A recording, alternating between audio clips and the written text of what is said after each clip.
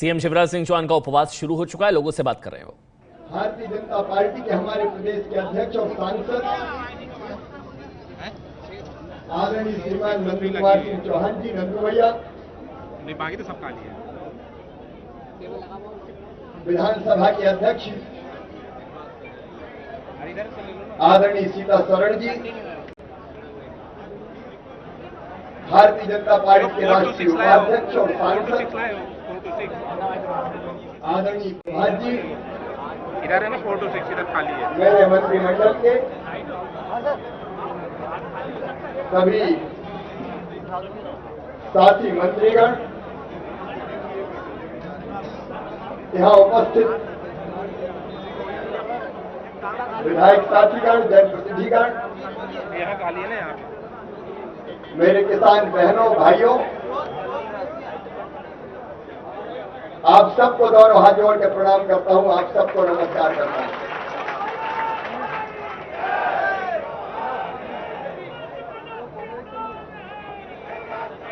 मध्य प्रदेश में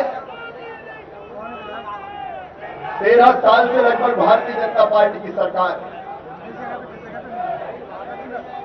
11.5 साल से मैं मुख्यमंत्री हूं। इन 11.5 सालों में मेरी हर एक सांस चली है तो मध्य प्रदेश की जनता के लिए चली है, प्रदेश के विकास के लिए चली है। समाज के हर वर्ग का कल्याण हो, किसान हो, नौजवान हो, गरीब हो, माताएं हो, बहनें हो। एक तरफ हमारा लक्ष्य रहा है प्रदेश का विकास और दूसरी तरफ हमारा लक्ष्य रहा है जनता का कल्याण। अलग अलग क्षेत्रों की एक नहीं अनेकों योजनाएं बनाई गई, लेकिन मुख्यमंत्री और सरकार बनने के समय से एक सबसे बड़ी प्राथमिकता रही और वो प्राथमिकता थी खेती, किसानी, हमारे किसान भाई और बहन।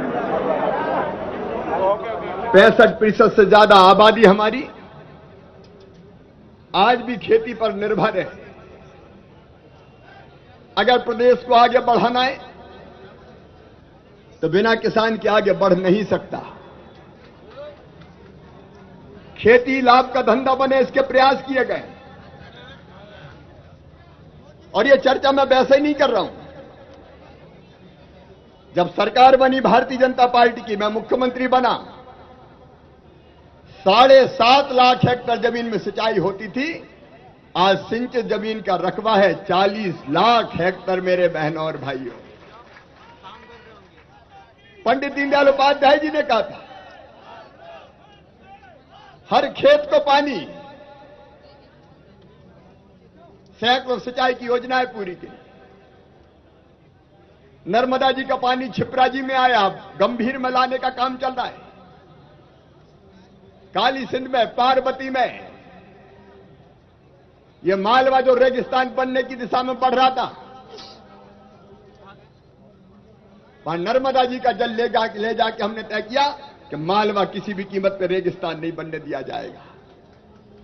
प्रदेश के अलग अलग अंचल से, हिस्सों से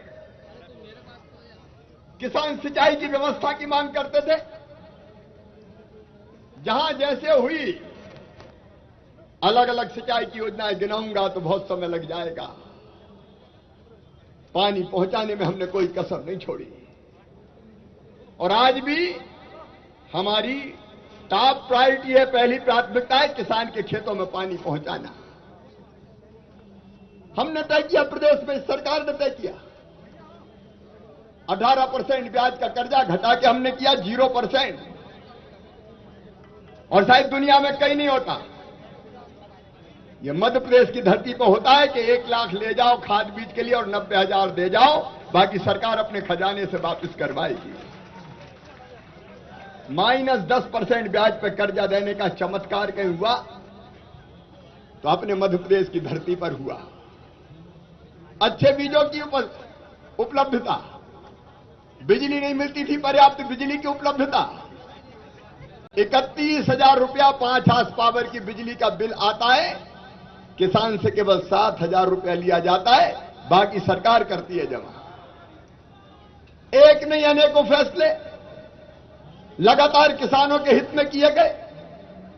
मेरे किसान भाइयों, ये मैं हूं। जब जब संकट की घड़ी आई, भगवान ना करे कभी आए, ओला इल्ली सूखा पाला, मैं कभी मुख्यमंत्री निवास पर नहीं बैठा, निकल के किसान के खेतों में गया, फसलें देखी, दर्द समझा। और पुरानी सरकारों में जहां ऊंट के मुंह में जीरे जितनी राहत की राशि नहीं मिलती थी, कई गुना ज्यादा बढ़ा के किसान को पर्याप्त राहत की राशि देने की हमने कोशिश की है। खेती को लाभ का धंधा बनाने के 4 मंत्र हमारे रहे। उत्पादन की लागत घटाना, उत्पादन बढ़ाना, ठीक दाम मिले इसका इंतजाम करना, खेती का विविधीकरण और नुकसान हो जाए तो भरपाई करने की कोशिश करना।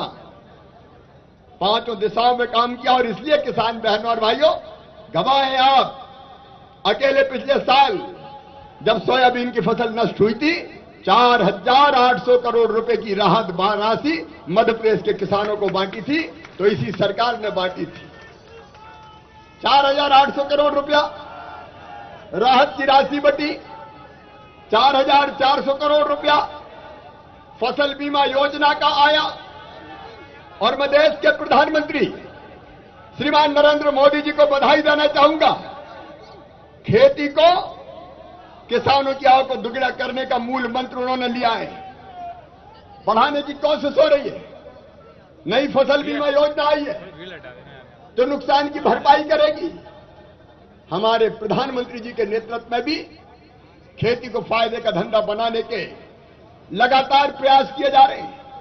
किसान भाइयों, आप जानते होंगे पिछले साल प्याज के दाम गिर गए थे, तब मैंने तय किया कि किसान का प्याज 6 रुपया प्रति किलो खरीदा जाएगा। तब कोई मांग नहीं थी। मुझे लगा कि मिट्टी के मोल प्याज नहीं जाने दूंगा। मुझे उस समय कई लोगों ने कहा, अफसरों ने भी कहा कि प्याज का करोगे क्या, ये प्याज तो फेंक जाएगी। मैंने कहा फेंकेगा तो किसान नहीं फेंकेगा, किसान की खरीद के शिवराज सिंह चौहान फेंकेगा। उनकी मेहनत व्यर्थ नहीं जाने दी जाएगी। 1 लाख मीट्रिक टन प्याज पिछले साल हमने खरीदा। और आज भी मैं कह रहा हूं, उत्पादन बम्पर हुआ है।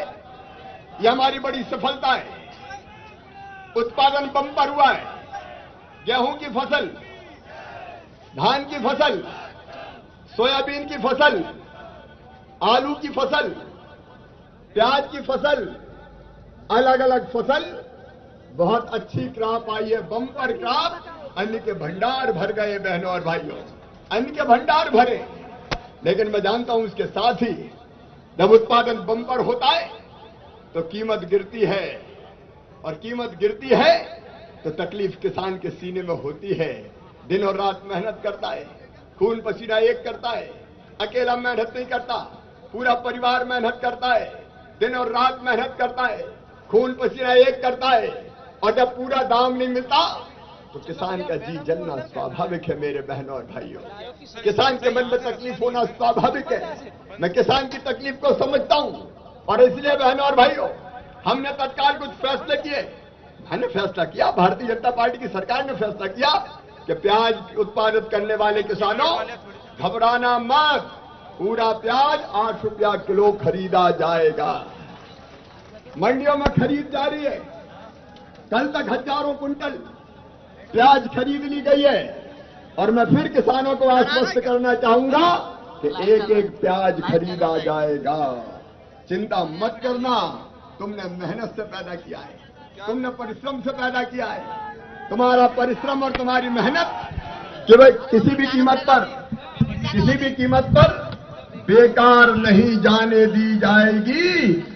प्याज आपका पूरा खरीदा जाएगा। अभी हमने फैसला किया, प्याज की खरीद चालू हो गई। किसानों की और समस्या आई है, उन समस्याओं के समाधान के लिए हमने तेजी से कदम आगे बढ़ाए। मुझे बताया किसान भाइयों ने कि तुअर का बम्पर उत्पादन हुआ है, तुअर के रेट कम हो गए। किसान भाइयों, आज शिवराज सिंह चौहान पूरे मध्य प्रदेश के किसानों से कह रहा है, 10 जून से फिर सुअर खरीदूंगा, 5,050 रुपया क्विंटल खरीदूंगा। बाजार में बिक रही है 3300-3500 रुपया क्विंटल, 4,000 रुपया क्विंटल से कम है। मुझे कहा कई लोगों ने, अफसरों ने भी, कि 1,500-2,000 रुपया क्विंटल लगेंगे। मैंने कहा लगे तो लग जाए, किसान के पसीने को बेकार नहीं जाने दूंगा। हमने फैसला किया, किसानों के हित में फैसला किया है। मैंने फैसला किया है किसान भाइयों, ये नारे अभी नहीं लगाए बीच में। मैंने फैसला किया है किसान भाइयों, मूंग वर्षा को, ग्रीष्मकालीन मूंग, तीसरी फसल यार खुशी होती है। एक तरफ एक फसली क्षेत्र को हमने 2 फसलों का बनाया पहले, और 2 फसली क्षेत्र अब 3 फसल का बन गया। ये भी इसी सरकार ने किया है। पानी के कारण ये चमत्कार हुआ है। हमारे कई जिलों में मूंग पैदा होती है, गर्मी की मूंग के रेट गिर गए, 3300 रुपया क्विंटल हो गए। किसान परेशान हो गया। लेकिन चिंता मत करना मध्य प्रदेश के किसान भाइयों, तुम्हारा मूंग 5,225 रुपया क्विंटल खरीदा जाएगा। मैं खरीदूंगा पूरा मूंग। तुम्हारी मेहनत बेकार नहीं दी जाएगी, आपकी मेहनत बेकार नहीं जाने दी जाएगी। फिर उड़द उत्पादित करने वाले किसानों ने कहा कि भाई साहब उड़दा भी हुआ है तो मूंग के दाम पर उड़दा भी खरीदा जाएगा, उड़द भी खरीदी जाएगी।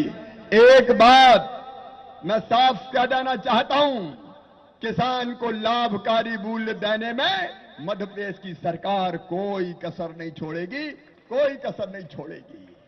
अभी बीच में समस्या आई, कई तरह की चीजें मुझे और बताई। एक बताया शहरों में रहने वाले किसानों ने, उन्होंने कहा कि ग्राम नगर निवेश की जो नीति बनी है उसमें कोई धारा ऐसी जुड़ गई है कि जिसमें मुआवजे के बिना अदालत में जाने का अधिकार वंचित करके किसान की जमीन ली जा सकेगी। पूरा प्रदेश साफ सुन ले, यह सरकार का फैसला है, यह मेरा फैसला है।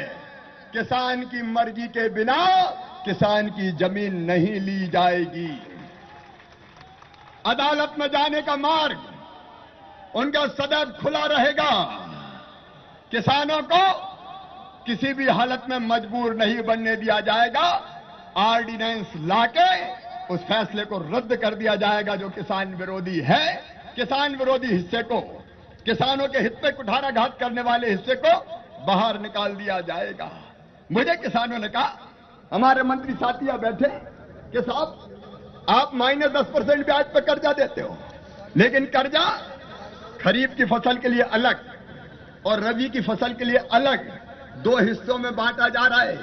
कई दिनों से परंपरा ये रही है कि 2 हिस्सों में मत बांटो, किसान पैसा जमा कर दे, फिर से पैसा उसको वापस दे दो, रबी में लगाए चाहे खरीफ में लगाए। हमने फैसला कर दिया है किसान भाइयों, जो चाहेंगे कि एक बार में ही दोनों फसल का कर्जा लेना है तो एक बार में ही दोनों फसल का कर्ज दे दिया जाएगा। अगर कोई कहेगा कि नहीं रबी और खरीफ में अलग अलग चाहिए तो हम अलग अलग उनको देंगे, जो चाहेंगे एक साथ चाहिए उनको एक साथ ही दिया जाएगा, ताकि उनके आवश्यकता के हिसाब से वो उस पैसे का ढंग से इस्तेमाल कर सके, ढंग से उपयोग कर सके। एक बात आई चेक से पेमेंट की, ये चेक का पेमेंट के बाद व्यापारियों ने चेक दिया, किसान चेक लेके घूमता रहा, चेक कई दिन तक नहीं भुना। ये किसान की वास्तविक समस्या थी। जरूरत आज है, पैसा नहीं मिल रहा, किसान कहां जाएगा?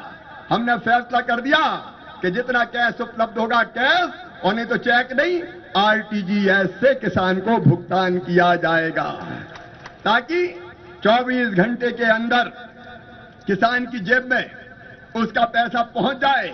मैं जानता हूं कि व्यवहारिक दिक्कतें थी, ये व्यवहारिक तकलीफें थी, ये व्यवहारिक अड़चने थी। ऐसी जितनी भी व्यवहारिक अड़चने, एक मैंने फैसला किया है, मैं आप सबको भी बताना चाहता हूं, और वो फैसला ये है कि बार बार फसलों के दाम गिरते हैं। मैं फिर दोहरा रहा हूं, पूरे प्रदेश के किसान ध्यान से सुन ले, किसानों को लाभकारी मूल्य देना मध्य प्रदेश की धरती पर सुनिश्चित कर दिया जाएगा। अब लाभकारी मूल्य देंगे कैसे? एक तरीका, भारत सरकार समर्थन मूल्य घोषित करती है, उस समर्थन मूल्य पे खरीद होगी। दूसरा तरीका, मध्य प्रदेश में मैंने फैसला किया है, इस सरकार ने फैसला किया है, हम लागत कितनी आती है ये तय करने के लिए एक प्रदेश का आयोग भी बना रहे हैं, जो लागत तय करेगा।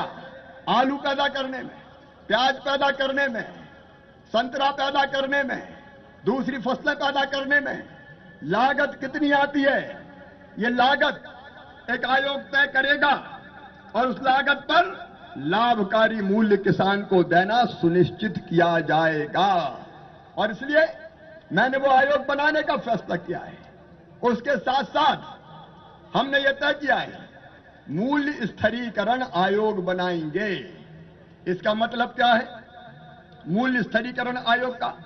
अरे भैया, प्याज के दाम गिर गए, अब प्याज खरीदना है, लाभकारी मूल्य देना है, तो मेरे पास इतना पैसा तो हो कि मैं उसमें से तत्काल निकाल के ऐसी व्यवस्था कर दूं कि प्याज खरीद लिया जाए।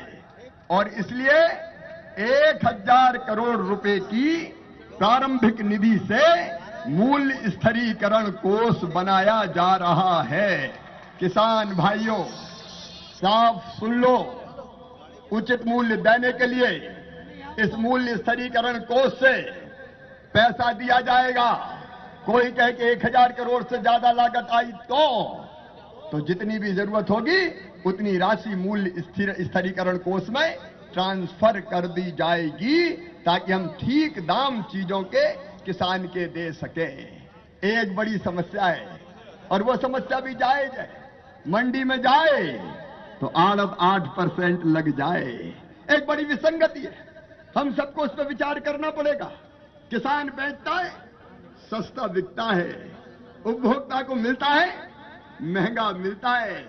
यहां प्याज 2 रुपया किलो, और जब उपभोक्ता तक पहुंचे तो कई गुना ज्यादा कीमत बढ़ जाए। किसान की चीज सस्ती, उपभोक्ता को मिले महंगी, बीच में बिचौलिए लाभ उठाए। मेरी कोशिश रहेगी कि जो 8% आड़त वाला मामला है उसको घटा के हमने तत्काल प्रभाव से 2% करने का फैसला किया। इससे ज्यादा बिचौलिए लाभ नहीं उठाएंगे, यह सुनिश्चित किया जाएगा। क्योंकि मैं जानता हूं एक मार्जिन की जरूरत है, लेकिन उस मार्जिन से ज्यादा पैसा अगर जाए तो वो किसान की जेब में जाना चाहिए। और भविष्य के लिए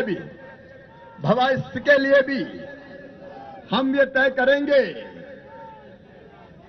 नारे मत लगा भैया, भविष्य के लिए भी हम ये तय करेंगे कि उपभोक्ता और किसान के बीच में कोई बिचौलिया ना रहे, ताकि किसान सीधे उपभोक्ता तक अपना माल पहुंचा पाए।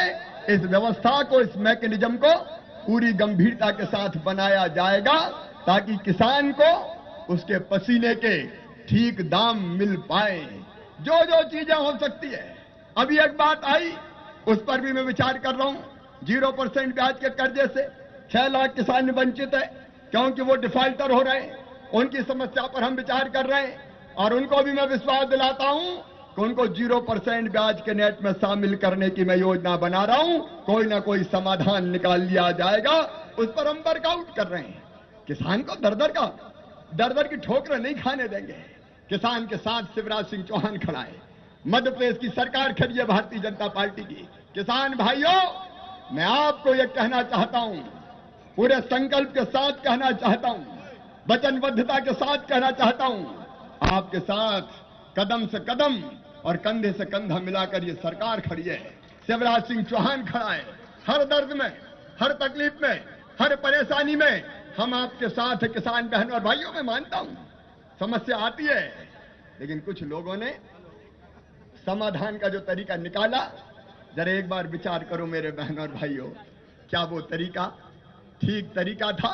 मैं किसान आंदोलन और किसानों की बात नहीं कर रहा हूं, लेकिन जब आंदोलन चला, मैं पहले दिन से कह रहा हूं, आओ चर्चा के लिए, आओ चर्चा के लिए द्वार खुले। हम चर्चा करने के लिए तैयार हैं, लेकिन माहौल कुछ ऐसा बनाया गया और जो तरीका अपनाया गया वो तरीका ऐसा था जिससे मन को बड़ी तकलीफ पहुंचाई, प्रदेश की जनता को भी तकलीफ हुई। आंदोलन तब जायज है जब कोई बात ना करे, सरकार ना सुने, जब मुख्यमंत्री बाएं फैला के कह रहा है आइए बात करेंगे, चर्चा करेंगे, चर्चा करके जो समाधान निकल सकता है वो समाधान निकालेंगे, कोई पीछे उससे हटने का सवाल नहीं है। लेकिन मेरे बहनों और भाइयों, पिछले दिनों जो कुछ घटनाएं हुई है, मन दर्द से भर गया, मन पीड़ा से भर गया, मन तकलीफ से भर गया। किसान आंदोलन का स्वागत है, कई तरह की अफवाहें फैलाई गई, मेरा एक वीडियो क्लिपिंग चलाई गई पता नहीं कहां से काट पीट के, और उसमें यह चलाया गया किसानों को भड़काने के लिए कि शिवराज सिंह चौहान ने कहा है कि ढेला नहीं दूंगा ढेला। मैंने किसानों को कब इनकार किया? हाँ, एक बात जरूर है, जब ग्रामोदय अभियान के दौरान कुछ कर्मचारी मित्रों ने आंदोलन किया तो मैंने कहा ग्रामोदय अभियान बहुत महत्वपूर्ण अभियान है, इस अभियान में हम जनता की, किसानों की समस्याओं का समाधान करने निकले हैं। इस समय हड़ताल मत करो, इस समय हड़ताल करोगे तो हड़ताल करके कुछ नहीं मिलेगा, ढेला नहीं मिलेगा, आओ बातचीत करने के लिए आओ। वो वहां की बात कल मैंने एबीपी न्यूज में देखी, दिखाया जा रहा था कि शिवराज सिंह चौहान ने कहा ढेला नहीं देंगे, उनका दोस्त नहीं है, किसी ने दिया होगा क्लिपिंग। मैंने किसानों के लिए कभी नहीं कहा कि ढेला नहीं देंगे। अरे ढेले की बात क्या है, किसान को तो जिंदगी दे देंगे, जान दे देंगे, ये जान ही जनता की है, किसानों की है। लेकिन भड़काने के लिए शिवराज सिंह चौहान ने कहा ढेला नहीं देंगे, कहीं की ईंट कहीं का रोड़ा, लगा लगू के क्लिपिंग बना ली, मामला भड़काने के जैसी साजिश से हुई है। बहनों और भाइयों, तकलीफ होती है, बहुत तकलीफ होती है। मैं आलोचना नहीं करना चाहता, मैं किसी को गाली नहीं देना चाहता, लेकिन थाने में आग लगा दो, पुलिस की गाड़ी जला दो, क्या ये आंदोलन का तरीका है? कौन कर रहे हैं ये, क्यों कर रहे हैं ये? एक शांत प्रदेश में क्यों आग लगाने की कोशिश हो रही है? मेरे बहनों और भाइयों, जगह जगह जो स्वरूप आंदोलन को दिया गया, बच्चों के हाथों में पत्थर थमा दिए गए। मेरे बहनों और भाइयों, मन वेदना से भर जाता है। ये पुलिस काय के लिए? पुलिस है जनता की सुरक्षा के लिए, पुलिस है डकैतों के लिए, पुलिस है चोरों के लिए, पुलिस है अपराधियों के लिए।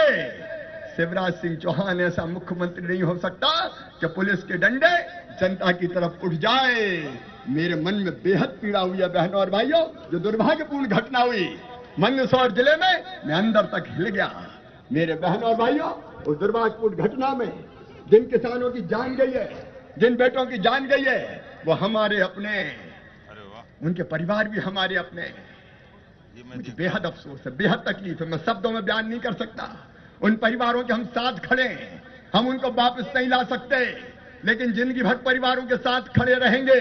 मैं उन बच्चों के चरणों में श्रद्धा के सुमन अर्पित करता हूं, श्रद्धांजलि देता हूं। लेकिन मैं ऐसी परिस्थिति पैदा करने वालों से कहना चाहता हूं, क्या जरूरत थी इस सीमा तक जाने की? बहनों और भाइयों, ये मंदसौर की घटना की भी पूरी उच्च स्तरीय जांच होगी। इस घटना के पीछे कौन कौन है, इस घटना के पीछे क्या क्या है, ये तथ्य सामने आना चाहिए, ये सच सामने आना चाहिए।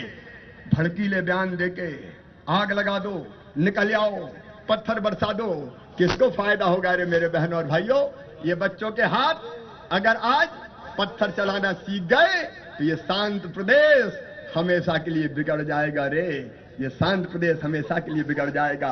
मत करो इसकी शांति के साथ खिलवाड़, मत धकेलो इसे हिंसा की आग में मेरे बहनों और भाइयों। और इसलिए लोगों को लगता है, कई लोगों ने आलोचना की होगी, कई लोगों ने सोचा होगा मुख्यमंत्री उपवास पे क्यों बैठ रहा हूं? हाँ, बैठ रहा हूं, मन में पीड़ा इसलिए बैठ रहा हूं, मन में दर्द इसलिए बैठ रहा हूं। जनता की तकलीफ, मैं अपनी तकलीफ मानता हूं, और इसलिए जो परिस्थितियां पैदा हुई है, मैंने फैसला किया कि मैं अपने आप को तकलीफ दूंगा, मैं उपवास रखूंगा, मैं अन्न ग्रहण नहीं करूंगा जब तक शांति बहाल नहीं हो जाती। मैं पानी के अलावा दूसरी चीज नहीं लूंगा बहनों और भाइयों, और जब शांति बहाली हो जाएगी तभी यहां से उठूंगा, उसके पहले हिलने का सवाल नहीं है। इस प्रदेश को अशांत नहीं होने देना है, इस प्रदेश को अशांत नहीं होने देना है। और इसलिए मैंने तय किया, वल्लभ भवन में नहीं, बंगले में नहीं, मैं जाऊंगा मैदान में। आए किसान भाई, आए अलग अलग संगठन, चर्चा के लिए हम तैयार हैं। चर्चा के लिए द्वार खुले, जिन समस्याओं का समाधान हो सकता है उनका समाधान किया जाएगा, उनसे मुंह नहीं मोड़ा जाएगा। और इसलिए आज बुला रहा हूं चर्चा के लिए, बातचीत के लिए। स्वागत है, अध्यक्ष जी ने बताया है, प्रशासनिक अधिकारियां बैठे क्योंकि ऑफिशियली मुख्यमंत्री बैठा हुआ है। यह धरना नहीं है, यह आंदोलन नहीं है, यह प्रदर्शन नहीं है, ये उपवास है, उपवास। और उपवास रखते हुए रूटीन के रोज सारे काम संपादित करूंगा। इसी मैदान में कक्ष मिला बनाए, यहां किसान प्रतिनिधिमंडल से चर्चा होगी। हजारों की, सैकड़ों की संख्या में चर्चा नहीं हो सकती, तो प्रतिनिधिमंडल में 5-5 सदस्य होंगे जो तय करेंगे। मैं किसानों से यहां चर्चा करूंगा, यहीं मेरी बैठकें होंगी, अलग अलग फैसले सरकार के यहीं से होंगे, यहीं से प्रदेश की स्थिति पर पूरी नजर रखूंगा। पूरा कामकाज करते हुए मंत्रिमंडल यहां उपवास करेगा ताकि हम पूरी जनता को शांति का पैगाम दे सकें, शांति का संदेश दे सकें। अरे कितना नुकसान हुआ है, सोचो तो कितना नुकसान हुआ है। 100 से ज्यादा पुलिस वाले घायल हुए हैं, उनमें से 6 गंभीर रूप से घायल है। कितनी बसें जली है, एम्बुलेंस जला दी गई, बस जला दी गई, सरकारी संपत्ति को नुकसान पहुंचाया गया। किसकी है संपत्ति? क्या शिवराज सिंह चौहान की जेब की संपत्ति है? एम्बुलेंस अगर जलती है तो क्या शिवराज सिंह चौहान की संपत्ति है व्यक्तिगत रूप से? बसें अगर जलती है तो बसें किसकी है? सरकारी संपत्ति में आग लगाई जाती है तो सरकारी संपत्ति किसकी है? मेरे बहनों और भाइयों, ये अपनी है रे, ये जनता की है। इस जनता की संपत्ति जलाने वाले काम को कैसे जायज ठहराया जा सकता है? 197 प्राइवेट वाहन और बसें जलाई गई, 127 शासकीय वाहन जलाए गए। ये कौन के शासकीय वाहन थे? कोई बता तो दो रे। ये जनता की संपत्ति थी और आंदोलन सफल हो इसके लिए जबरदस्ती रोकने की कोशिश की गई।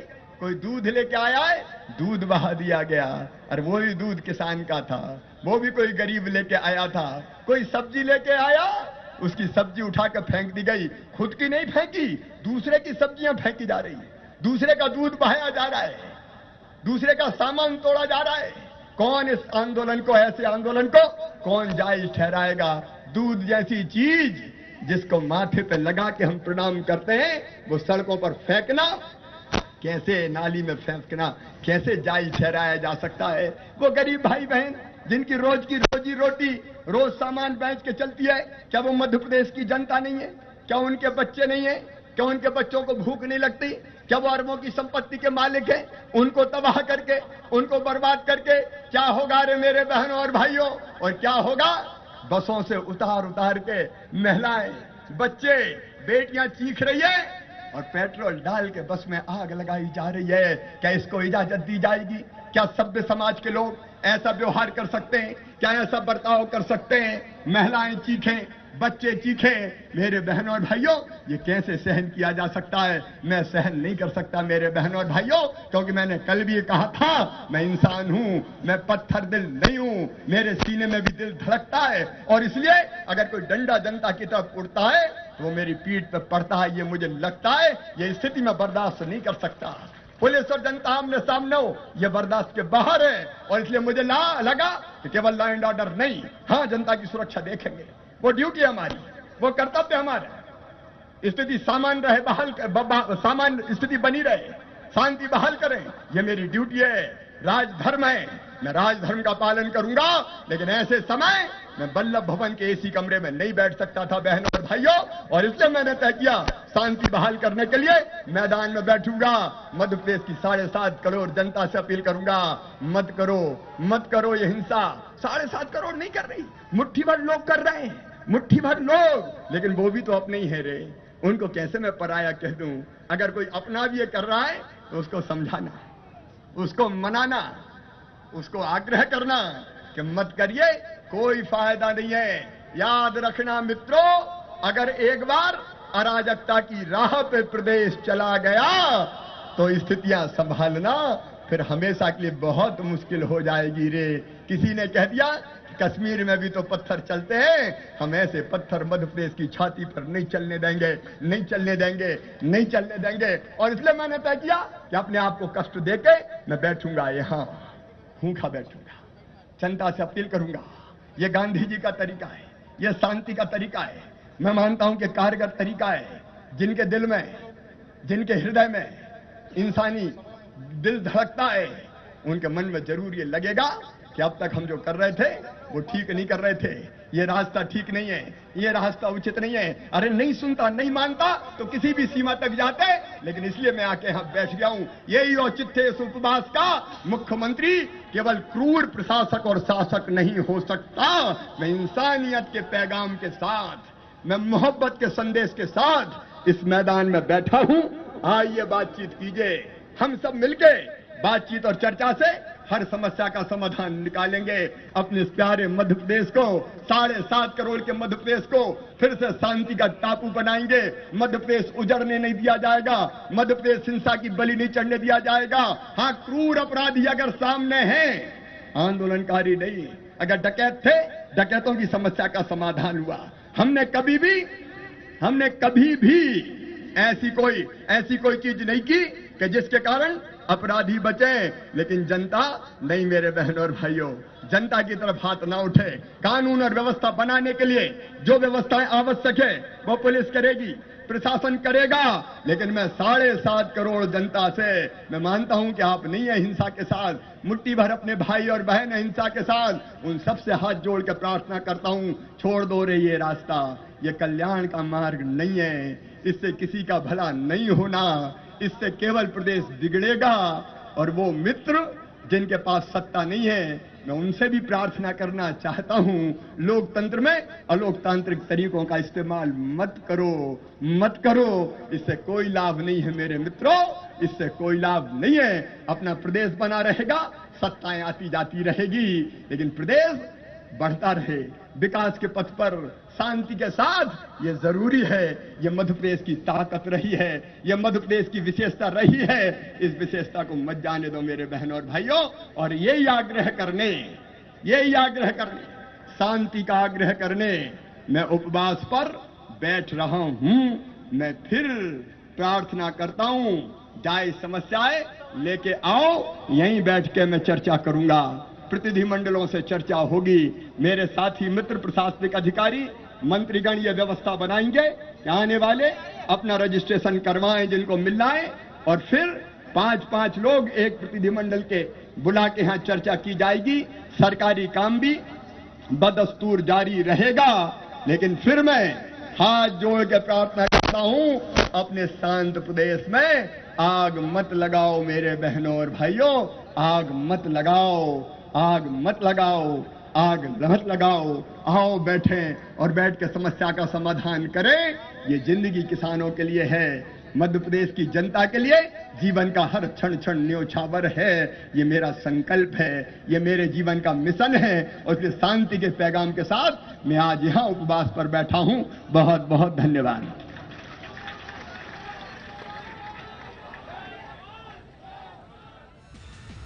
बड़ी खबर आपको बता दें, शिवराज सिंह चौहान ने एबीपी न्यूज का हवाला दिया। जो रिपोर्ट हमने रात को 9:30 बजे दिखाई थी, कल रात को, उसका जिक्र किया मुख्यमंत्री शिवराज सिंह चौहान ने। दरअसल एक खबर थी, जो वीडियो जो यूट्यूब पर अपलोड की गई थी, एक बयान था, वो पुराना बयान था जिसका किसान आंदोलन से कोई लेना देना नहीं था। उस खबर का सच एबीपी न्यूज आप तक लेकर आया था। वो खबर जो आपको कल एबीपी न्यूज ने दिखाई थी कि वो बयान पुराना था, दरअसल यूट्यूब पर अपलोड किया गया था, व्हाट्सएप पर वो वायरल हो रहा था वीडियो। वो वीडियो जो बयान था वो झूठा था, उसका किसान आंदोलन से कोई लेना देना नहीं था। ये है एबीपी न्यूज, आपको रखे आगे।